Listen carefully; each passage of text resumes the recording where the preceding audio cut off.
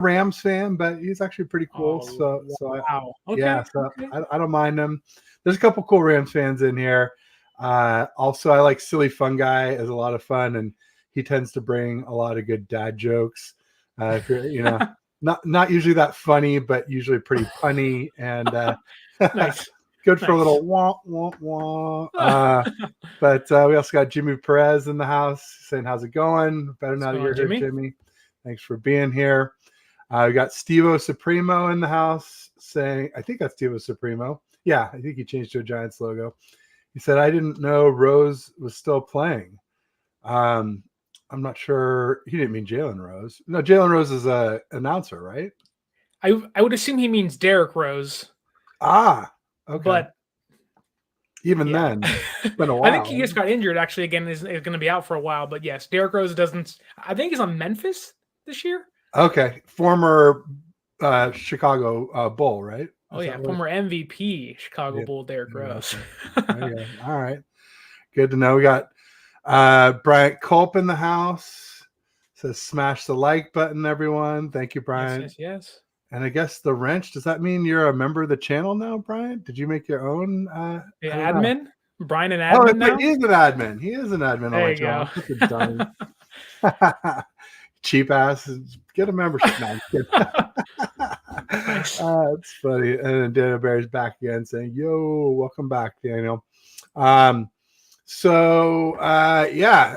far as combine news, Niner news, where should we start? I mean, I think DC is probably the big thing that people want to talk about. I'd be curious to know just sort of what your opinion is of the internal promotion of Daniel Sorensen, and then bringing in a Brandon Staley in conjunction with that. How did you, first of all, what did you expect, or what were you hoping for? What did you expect? Did this meet with your expectations? Does this meet with your approval? That kind of thing.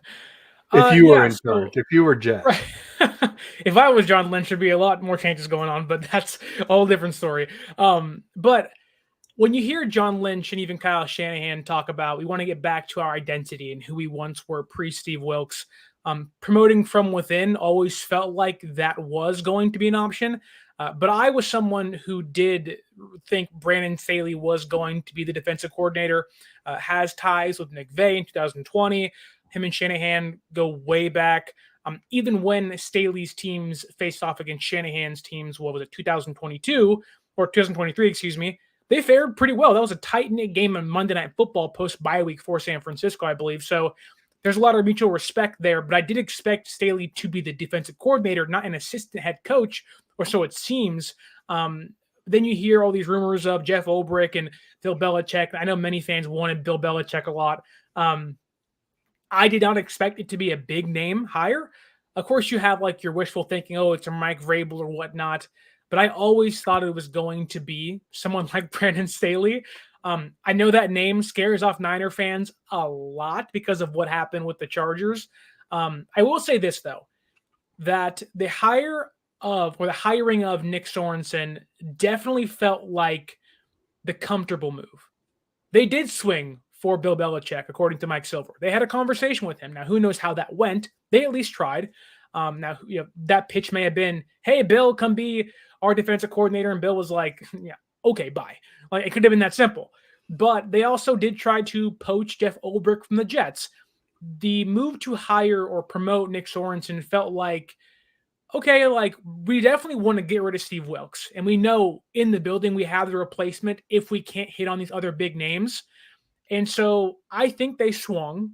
They missed on a couple guys they wanted to bring in. And so their best case scenario was let's bring in Sorensen. He knows the system, knows the guys.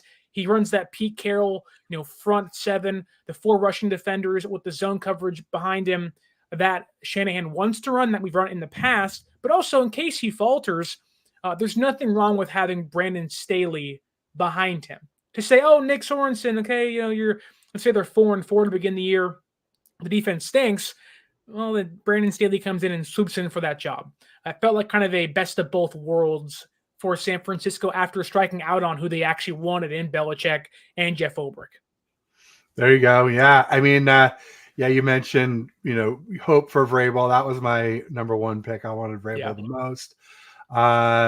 Belichick a little further down the list. I just didn't ever think he was going to take a DC role after being a head coach and a GM for the Patriots. Maybe a slight step back, but not that far was what I was thinking. I never knew about Ulbrich. I did kind of like the Dave Merritt idea since he had game planned, at least in practice, against Mahomes a lot. Since, it seems like if you want to win a Super Bowl, pretty much got a plan to beat Patrick Mahomes to do it. At least if you're us. Yeah. At least if you're us. No, well, even the Bucks had to too, right? Yep. And so, and the Eagles would have needed to if they had. So, yeah, I mean, the 4 of the last 5 Super Bowls. Being there, not necessarily they won 3. But yeah, I expected internal. I told Raj that I was kind of saying Bullocks rather than Sorensen, but interesting. Why is that? Just because because they interviewed Sorensen first, and then they kept going and going and going, and I thought they really liked him. They would have just pulled the trigger. Gotcha. So it led me to believe that maybe one of the later guys had a better chance than Sorensen did. And then Staley was one of the lowest on my list for sure. But I don't hate him. Everyone feels that way. I don't hate him like most of the Niners Twitter does, though. Because I mean, he was not good with the Chargers, but he was good with the Rams when he was a DC. Again, it was just one season, but it was a good season. And I think he could be all right. The main thing, what I was hoping for, and what I hope for, I don't know Sorensen well enough to know, is just somebody who's like a firebrand, who can be, at least from a personality perspective, like your Saleh, like your D'Amico Ryans, who's real rah-rah, to counteract the bookishness of Kyle. Last thing you want is like a bookish Kyle and a bookish DC, where there's just no fire and emotion on that sideline. That's just not how football works. So it did feel like Steve Wilkes was kind of that way, right? They called him the professor for a reason. He was kind of quiet-mannered, at least in front of the media, wasn't on the sideline for half the year until they told him, hey, come on down, buddy. We need you down here. Get down or get out, right? I mean, pretty much. Exactly. Exactly. And so I don't know if it's a Seattle Seahawks, actual, their production video, but there is a video of Nick Sorensen on the practice field, chatting it up, always being vocal with the guys. Isn't too rah-rah, but is someone who is, constantly getting on guys and is kind of pushing them to be their best in practice. So maybe that's the emotions he'll carry over. I do think, again, it was the safe option of we just want Wilkes out of here. That's kind of what it came down to. Just get him out and then we'll figure it out later. Maybe a 1-year stopgap until Saleh maybe comes available, or Ulbrich, or both, if things don't go well in Jets land this season. So that was my thinking, is the Jets are in a place where if they fail again, whether Rodgers gets hurt or they just don't play well, this is probably Saleh's and that entire staff's last ride, right? Yep. Rodgers is going to be aging. Who knows exactly how long he stays there? I believe this is his last year under contract. I could be wrong, but I think it might be. And once they fire him, and they probably want to go in a younger direction, what's the one thing you don't want to do? Hire a defensive head coach again. You want to bring in an offensive guy. Maybe it's someone, who knows, Bobby Slowick. Who knows who it might be? A young guy that knows young quarterbacks that can relate to them. I think if, let's say, Sorensen struggles, Brandon Staley steps in, he also struggles, San Francisco falters in the playoffs again, I think San Francisco will then say, hey, Saleh, come back. Hey, Ulbrich, come back. Ulbrich played in San Francisco, San Jose State guy. I mean, if you want someone that bleeds red and gold and is NorCal for life, it is Jeff Ulbrich. There you go. Yeah, he just couldn't make the lateral move. The Jets would never allow that. Real quick, just want to say hi to Aaron from 49ers First Takes in the house. Saying, hey, Sterling, Bennett, and Ted, great to see you both.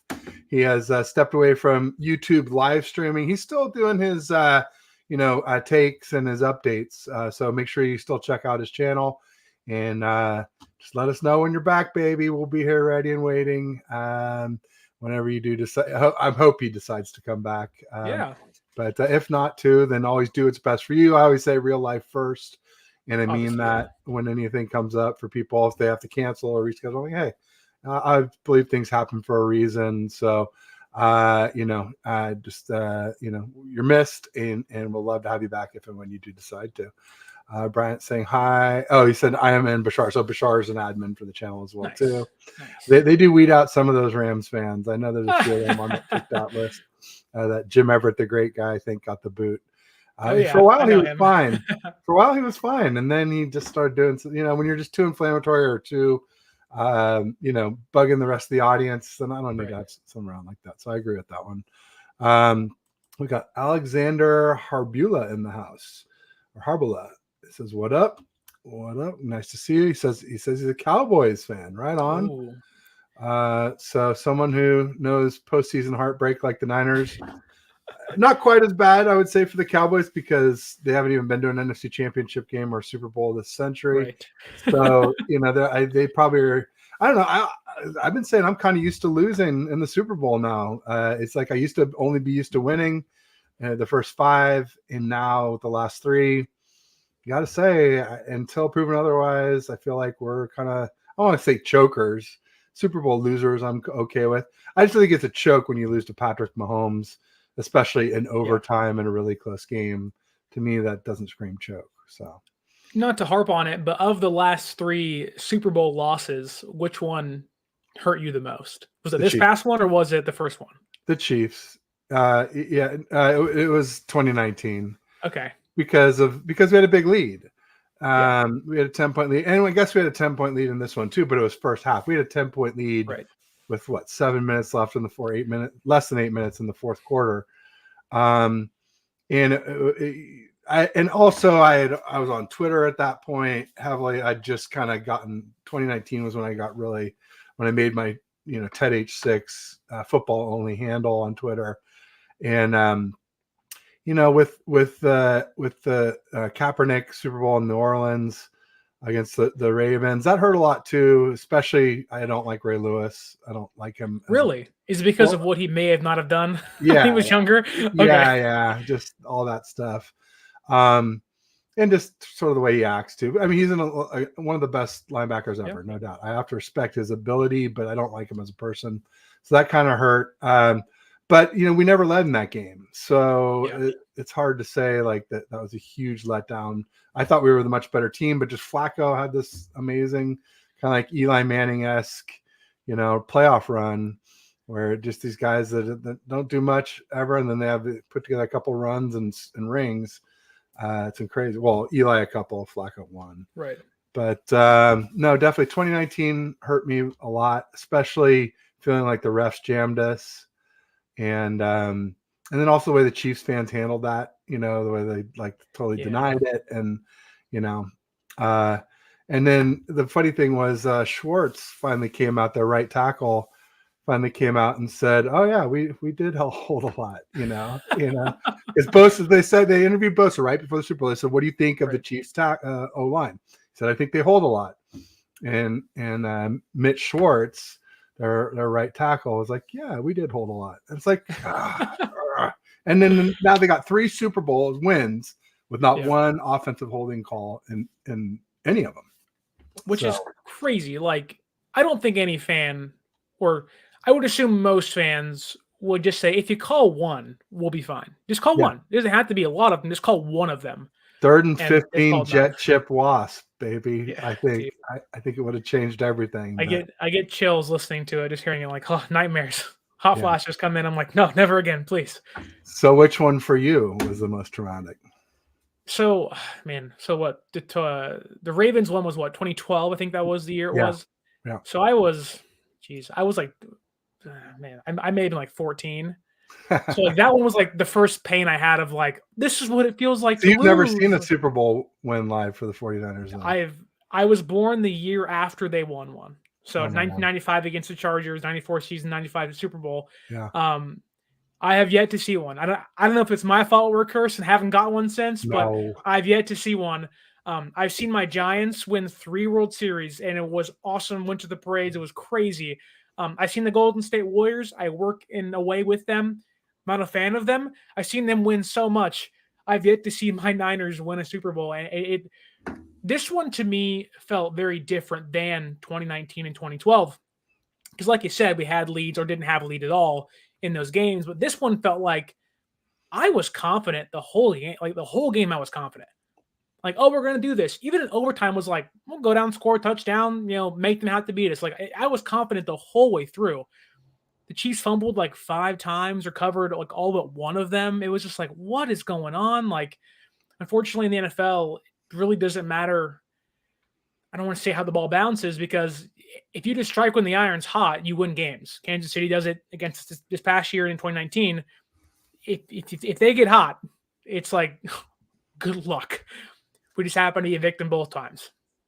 No doubt. Yeah, it's brutal. And I'm obviously no Robin Williams, rest in peace. But, it reminds me of that Good Will Hunting line where he's like, grabs Matt Damon. He's like, it's not your fault. It's not your fault. And so, Sterling, it's not your fault.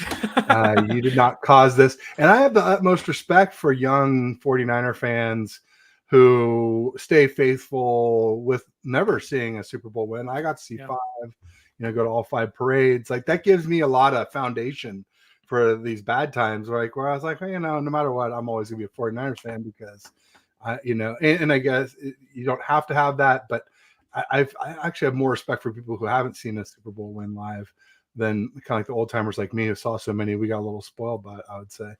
Alexander Harbula says you guys earned it when you 49ers beat his Cowboys. That was a pretty good beatdown this year, 42-10. And, let's face it could have been a lot worse. That was 42-10 with I think it's just under 12 minutes to go in the fourth quarter. So had we needed to, I think we could have ran it up to 50 without too much problem, or more. 63-10. Man. I also feel bad for Cowboys fans, and maybe I shouldn't feel bad for them, but like, you hear Jerry Jones talk about their team this offseason, and they're talking about letting Dak ride the contract up, maybe not bringing him back in 2 years, and they got guys to bring back. Like, the Dallas Cowboys kind of find themselves also in limbo. They have all these stars. You got to pay CeeDee Lamb, but like, they really are kind of stuck in the rut of, we're successful, kind of. And for to me, watching Cowboy fans and the team, like, it puts things in perspective for me, having never seen my team win a Super Bowl. But I also get to look at the Cowboys fans and I'm like, well, like, we could be them, where they never get past the first round. And it's no offense, they've just been stuck in the same spot for 24 years. Whereas Niners have had their ebbs and flows, but overall have been a lot more successful than most teams in my lifetime. Yeah, and this shows that you're a young Niner fan again here, because anyone who lived through the early 90s where the Cowboys just owned us and they beat us 2 years in a row to go win Super Bowls, then we finally got Dion and stopped him once, and then he freaking left and went to the Cowboys and they won a third one out of 4. Anybody who was a Niner fan through that, you would never say the words, I feel sorry for Cowboys fans. Right. but hey, that's a good. You're young, it's fine, you're forgiven. But no, that's awesome, Sterling. Speaking of players leaving teams, there's another one of, Cowboys are one of my most hated teams. Eagles are one of my, recently have jumped up there to be one of my most hated teams. But right now, more recently, it's really been the Seahawks that have been my most hated team for quite some time. And they let go Jamal Adams, and somebody sent me the thing, and I said, look, at the Seahawks are letting go. I'm like, actually, I think that's a good move. I think he's drastically overpaid. And I didn't even say if he stays healthy, I think he's overpaid, let alone with like all these injuries he's had. He had the quad tendon tear, and he just seems to be dinged up all the time outside of that too. So that one didn't really surprise me. But then I saw today Quandre Diggs they let go, and that surprised me, because last I knew, and I haven't followed him closely lately, but last I knew he was a very good free safety. Yeah, the Quandre Diggs one to me was between those two players, Diggs and Adams, the more interesting one. Jamal Adams to me feels like a New Orleans Saint. Eventually, like, it feels like an overpaid veteran player they bring in and are like, hey, you got to prove yourself still, but you still have some oomph. I also wouldn't be surprised if he becomes a linebacker somewhere. Bulk up, beef up, and kind of salvage your career towards the end. The Quandre Diggs, I would not be surprised if San Francisco is tied to him in free agency. He now maybe signs some elsewhere for big money, but I don't think that's going to happen for a veteran player like himself. I don't think he is a top 10 free safety anymore. He may not be top 20, but I do think for Quandre Diggs, look at San Francisco and say, hey, I know that system extremely well. Nick Sorensen was coaching in Seattle, where I just played. And I also think when Nick Sorensen got the job, Quandre Diggs was like, that's my boy Nick. Congratulations. I do think there is some ties to the organization now, whereas under Steve Wilks, probably not. Now you have Sorensen in the building. If Deshaun Gibson leaves, and we all know Hufanga's injury, it's an ACL. Some guys aren't the same in the first year after an ACL. I would not be against bringing in Quandre Diggs, seeing Ji'Ayir Brown play some strong safety here or there, and you bring in someone that knows the system, he knows they're going to be successful on defense, and he's a veteran player you don't have to worry about too much. He's not going to be an Isaiah Oliver where you're like, we have to bench this guy after 3 weeks. Oh my God. Like he's a guy who is at least he's a reliable tackler, and he's had at least 4 picks, I believe, in 3 of the last 5 seasons. So he knows how to get the ball back. Like, why not take a chance on a guy like that? Yeah, I think Isaiah Oliver was the beginning of the end for Steve Wilks. He was a Steve Wilks guy. There was the Jameson guy from Texas, the kick returner corner that Deshaun Jameson. And I thought he should have made the 53 over Isaiah Oliver. Yeah. And I think it was Wilks that made that happen. And so, one point in the season, I did say something like, oh, we can't be too mad at Wilks as long as Isaiah Oliver is starting. And somebody said, well, he's a Wilks guy. I'm like, I get it, but I still think he should get a chance to see what the defense can do without him. And I think now there was like a 4-way thing that happened that week, right? I guess right before the Jaguars, right? It was like we benched Isaiah Oliver. We moved the corners up from being back in that kind of quasi prevent defense. We added Chase Young, and Steve Wilks came down from the booth. And so it's hard to say which of those had the most influence. It's hard, you can't really A/B test when you do 4 things at once.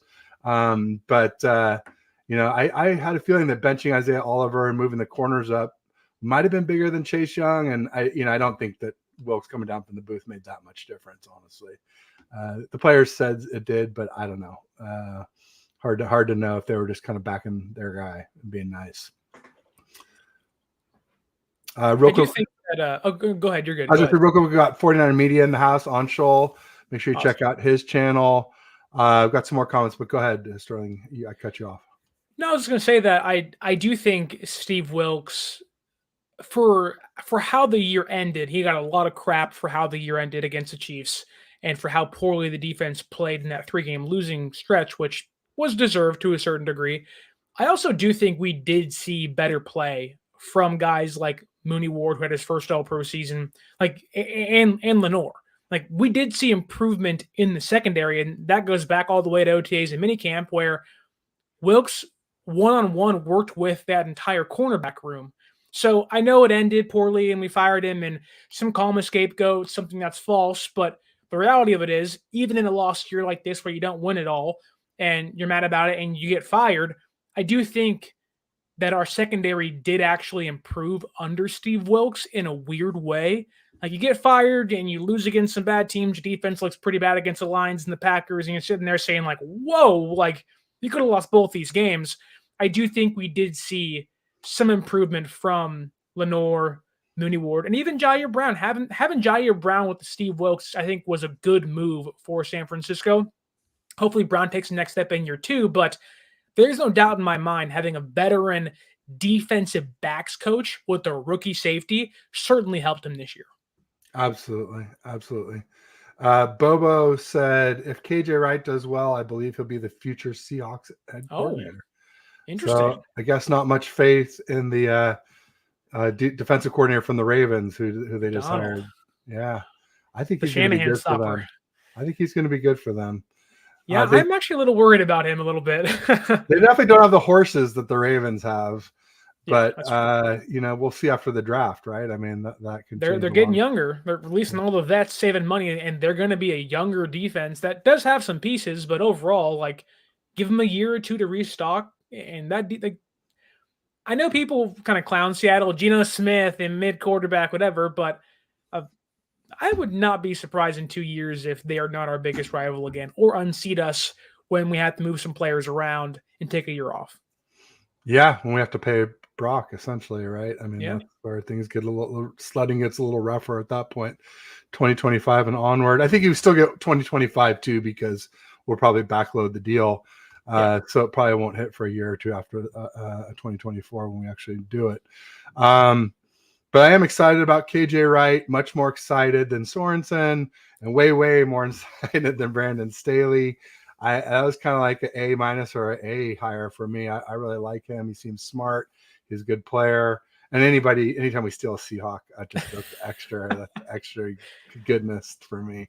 Whether it's Richard Sherman or I guess technically Brian Schneider, the special teams coach, came from there, but he hasn't done well enough for me to like relish that hire. So didn't Saleh come from Seattle as well? Saleh did too. Yeah. Absolutely. Yeah. Absolutely. So we've gotten some good scraps from Seattle and made them some gold. But no doubt about it. Are you someone who thinks that because San Francisco, like DeMeco Ryans, former player, former linebacker, Texans, Eagles, comes in here, learns, grows with Warner, grows with Greenlaw, helps improve the linebacking core in San Francisco, then a few years into his tenure gets promoted? Are you someone that believes in a couple years if Sorensen doesn't work out or works out so well he gets hired elsewhere? Do you think KJ Wright, instead of going back to Seattle, could be the defensive coordinator in San Francisco? Absolutely. Yeah. I mean, that's what, like I said, DeMeco Ryans did it. I was talking to Raj and I said, but KJ Wright had a better career than DeMeco. And then I was like, ooh, maybe not. I don't know. DeMeco had a pretty good career. But let me ask you that question. As a player, do you think KJ Wright was better than DeMeco Ryans? I mean, he's definitely on a better team on the LOB. Right. I mean, LOB is historic, right? Yes. But it's not like he was Bobby Wagner or Chancellor or Sherm or I'm blanking on the other free safety's name, the little guy. They had Brandon Browner for a little bit. Earl Thomas was there. Earl Thomas, that's one I was blanking on. And then they had this D line, the Seahawks, that was like there was no star on the D line or no superstar anyway, but they were all like just substars that were just below stars and there's tons of rotation, just tons of. It's like Michael Bennett's non-shoulder pads that are just literally his actual shoulders and jersey over it. You're like, dude, is that allowed? Like, seriously? But it's like a coffee coaster in there or something. Yeah, honestly, it's like put some newspapers in there and go out there and play. But do I think KJ Wright had a better playing career than DeMeco Ryans? Maybe it's because of the position DeMeco played, being the Fred Warner of those Texans and those Eagles teams. While his success when it comes to wins and losses probably weren't as good as KJ Wright's, I always held DeMeco to a higher standard than KJ Wright. KJ was the number 2 linebacker in Seattle in their heyday, right? He was the number 2 guy. And when he left, people were not pleased with him leaving for then the Oakland Raiders. But I would say DeMeco, but I will say this about KJ. He loves our defense. He loves our linebackers. He calls Greenlaw when hopefully he gets healthy down the road. And Fred, he calls them the best duo in football. So I think, well, maybe this isn't the final stop for KJ's coaching career. It certainly is a place where he wanted to be. And like you said, whenever you can poach a Seattle Seahawk or a former one, in this case, bring them over to San Francisco and have them call this place home instead. I would like to see how Marshawn Lynch responds on national television this time when he's staring at Sherman and Wright, both donning red and gold on the next Amazon Prime game. Oh, man, that would be priceless. I can't wait. I can't wait. Anshul is saying that he's the only, he's not like you, the 49ers the only Barry team he has yet to see win a chip. Yeah. Oh, man, KJ Wright. There's so many good storylines with that. It's pretty awesome. There was something I was going to mention, and I lost my train of thought. Maybe it'll come back to me here. But real quick, let's say I had a Frank Tom Ocean in the house. And, wow. Ted, what's up, Frank? Thanks for being here.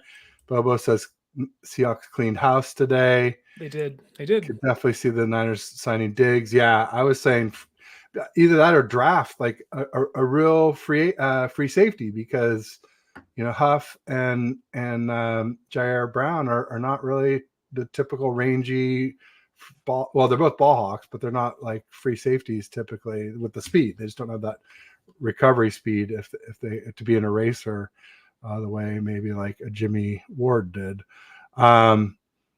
But yeah, no, I'm excited to see the Seahawks fans squirm over that, and nothing makes me happier for sure.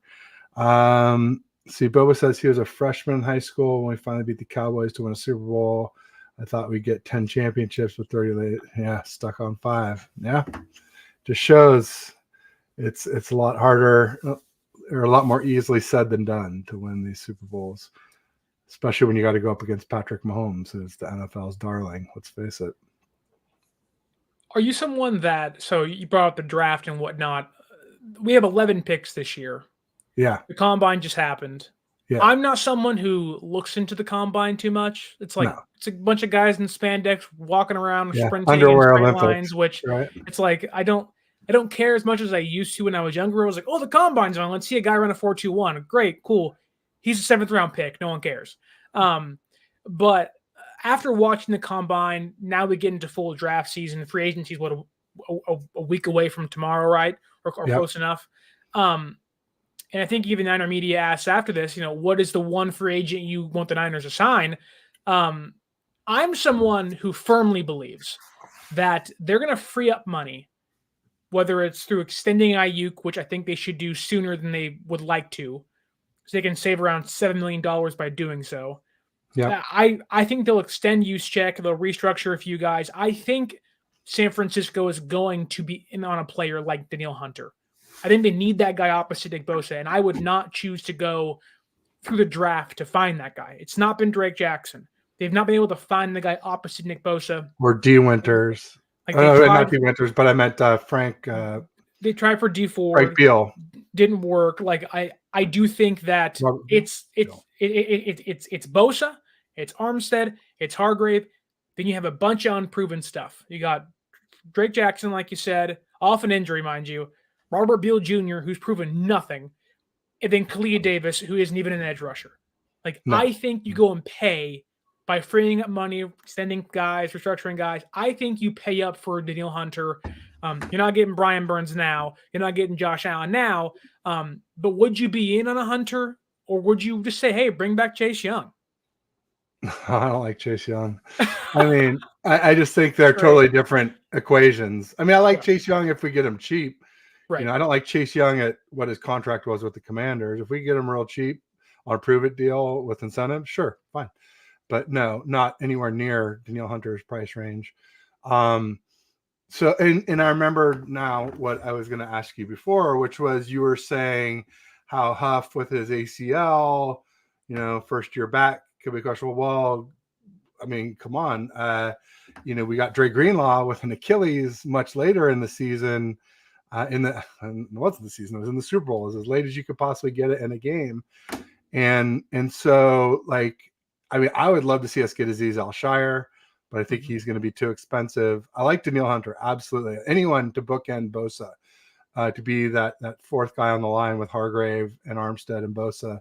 Yeah, ideally a speed rusher like a D Ford, but Danielle Hunter is outstanding. I would love him. What I've been thinking about that I saw is available as a free agent, and it's a little bit different situation, not nearly as expensive as those other guys, but Levante David from the Bucks. Like I said, just because I don't think you can draft a linebacker to be Dre Greenlaw as a rookie either. Right. So I think, you keep developing D. Winters and Jalen Graham, maybe add somebody to the stable. And then, but for at least 1 year, I think you want someone proven.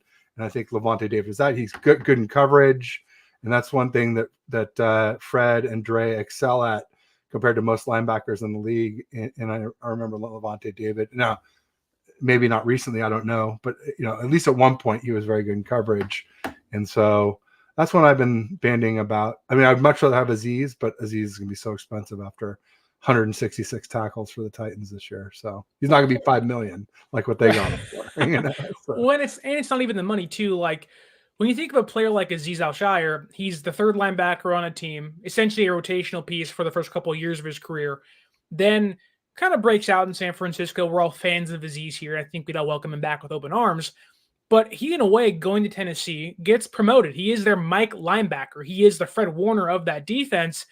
If he came back to San Francisco, while maybe not, not a demotion in money or finances, but it's certainly a demotion in role for the defense. And I do wonder if he would want to go somewhere else to be the linebacker. Maybe no one else offers that to him, and who knows? Maybe he comes back here and we're all happy and singing kumbaya with Aziz. But I do think there is one part that is key. Aziz Al-Shaair came back to Santa Clara, to San Francisco for a playoff game.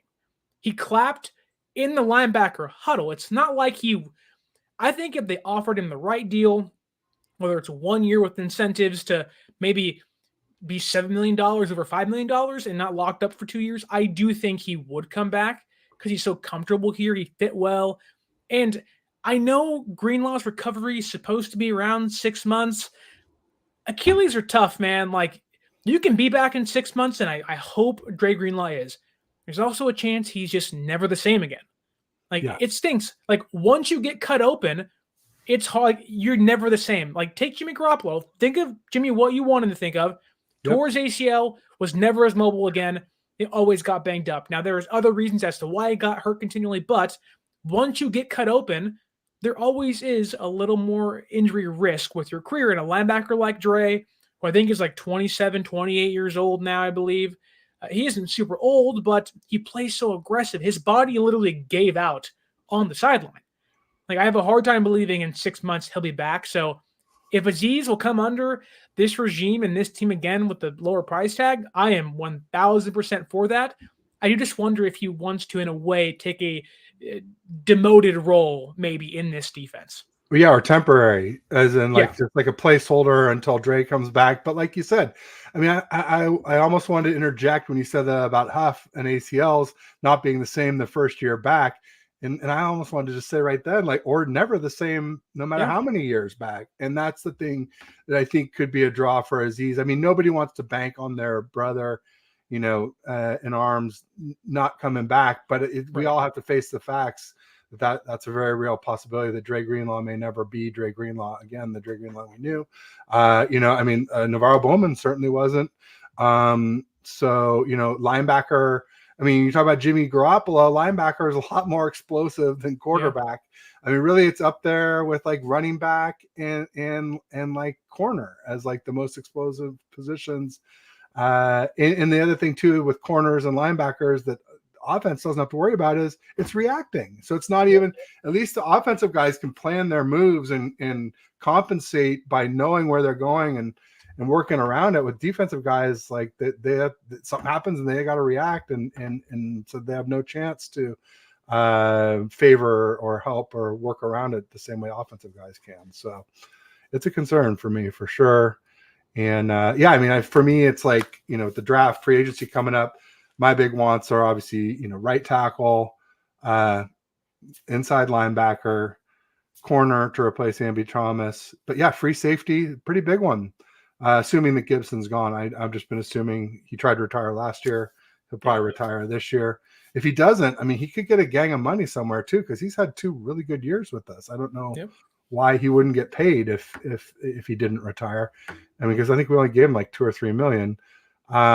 And then I've always, Sterling, been wanting for like the last 3 years a tight end who can block and catch. And I was so happy I finally heard John Lynch say it, like, yeah, this offense will never be like at its maximum potential until we have 2 tight ends who can both block and catch. And I was like, Thank you, Lord, hallelujah. Because, Dwelly can't block and Warner can't catch. And so it's basically a tell whenever you bring them in as to what the play is.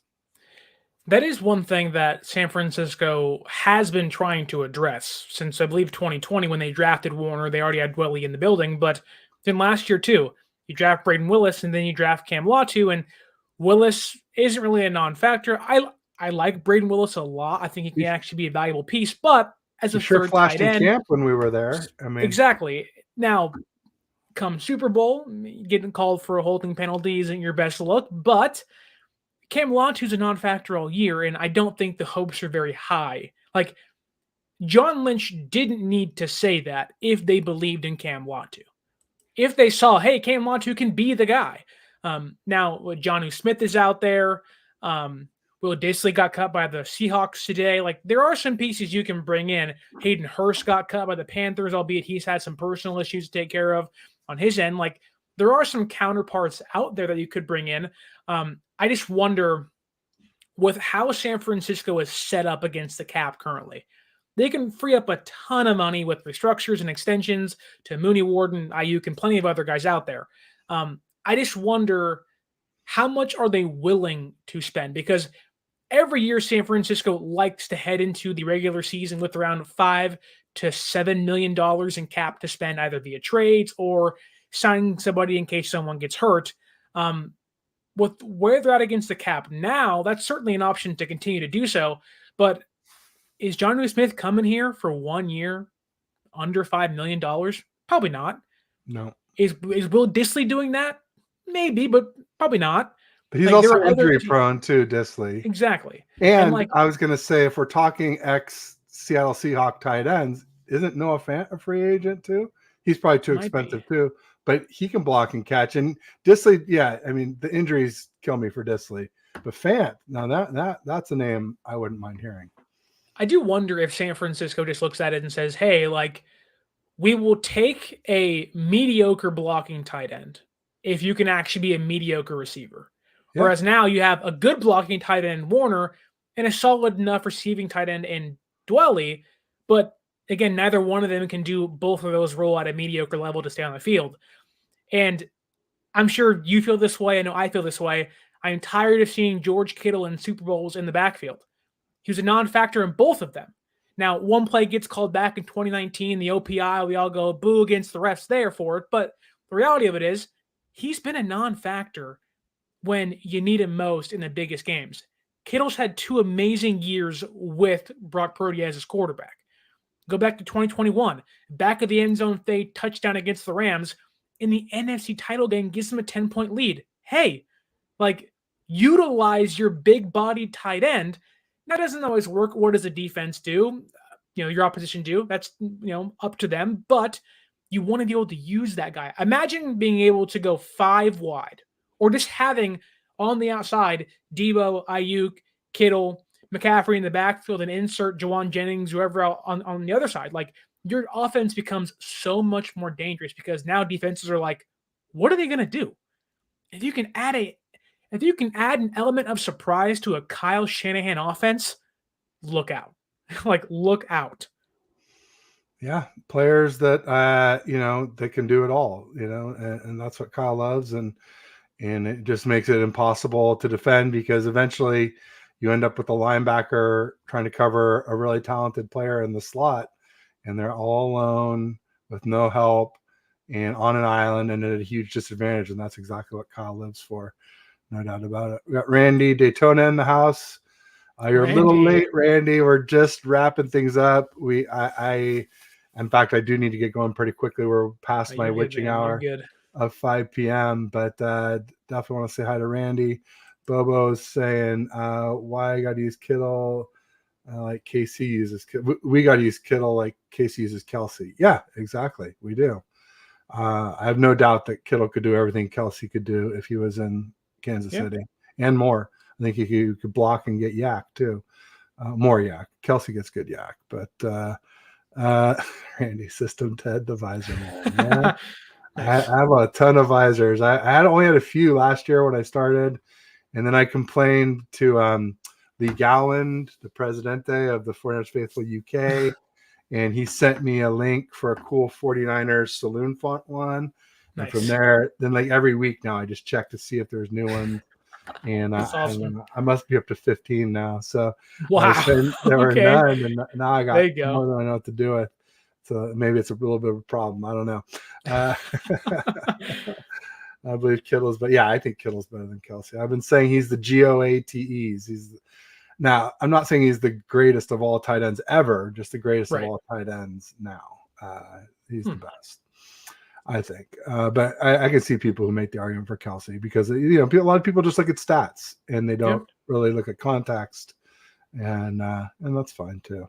But Sterling, it's been a real pleasure. Thank you for being here. Everyone make sure you check out Sterling Bennett on 95.7 The Game at 49ers_access. on Twitter and X. And the link to his YouTube channel is in the description. Make sure you give him a like and subscribe. And man, it's always awesome. I'm glad you got to see Dune. No spoilers, but I definitely will be having to check that out soon myself as soon as I can. Did you go to one of these new theaters, Sterling, where I don't know, they got these ones in Redwood City where like you can reserve the seat and then like recline and there's like vibrations in the seat when things happen. No way. It's so cool. I highly recommend, because then you can like, first of all, it saves you like 15 minutes because you don't have to go for the previews because you got your assigned seat. You can also like basically DoorDash your order to your seat. So you walk in, popcorn's there, your soda, your gummy bears in my case, whatever your candy of choice, or a hot dog or whatever. They're really good. I highly recommend. They're only like maybe $5 more, and it's a whole different experience. We saw the Taylor Swift movie that way. Wow! I can't mention her name with all the. I'm sure my fiance would be very happy if I took her to one of those theaters to go watch Taylor Swift's movie. The thing with it. It's actually a pretty good movie. If you're, I know her music pretty well. I'm not like a Swiftie, but there's a few songs I like of hers. I would just say, do yourself this favor when it gets like the 2-hour mark. It's a 3-hour movie. So like it's basically like, it was like her Dune level length of Taylor Swift. Her 3.5-hour SoFi concert and mixed it into be a 3-hour movie. Oh my goodness. And so skip the last hour. There's like nothing good in the last hour at all. And so just make it a 2-hour movie. It'd be much better.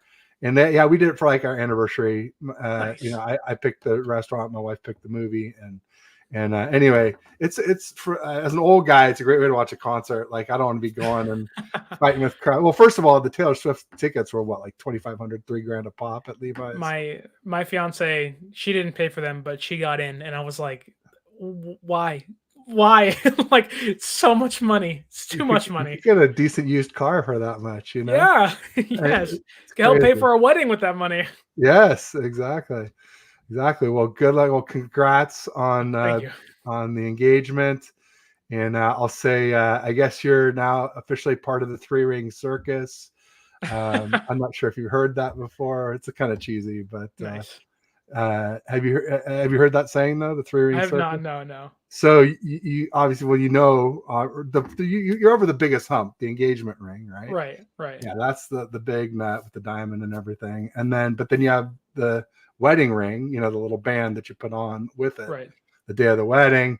And then the 3rd ring is the suffering. So nice. Hoping to avoid the last one, but yes. You're a married man. There you go. Anyway, speaking of which, I should probably get going here. And